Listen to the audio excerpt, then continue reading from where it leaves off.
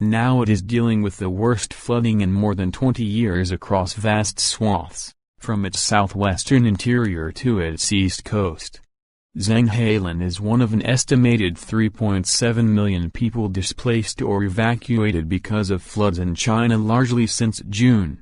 He lost his job in a uniform factory in Zhejiang province because of the coronavirus pandemic, so he returned to his hometown a few hours away, in Anhui province. His troubles didn't end there. In July, weeks of torrential rain led the small river near his house to overflow. One night, he woke up in a panic. The water was suddenly up to my chest, he remembers. I could not lift my mother out of bed. I could barely walk because the ground turned to slippery mud.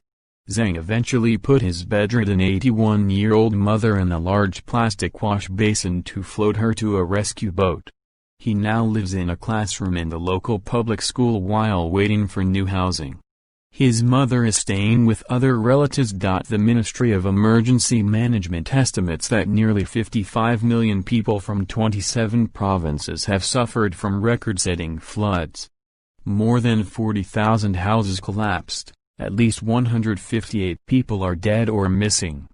The country's Water Resources Ministry says at the worst point in mid-July, 433 rivers rose to dangerous levels.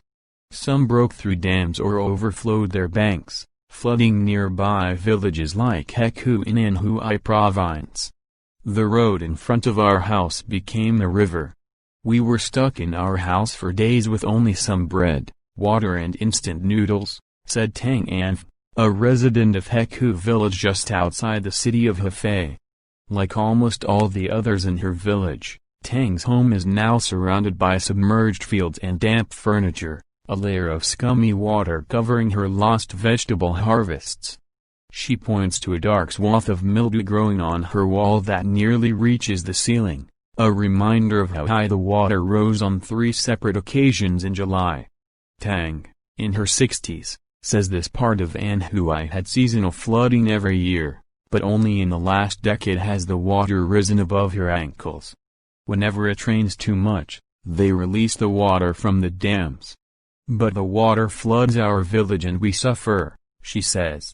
In 1958, authorities began building the first of 9 dams and diversion barriers near Hekou to regulate seasonal flooding by collecting runoff into reservoirs.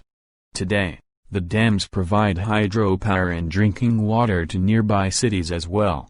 But during extreme rains, authorities are forced to suddenly release the water.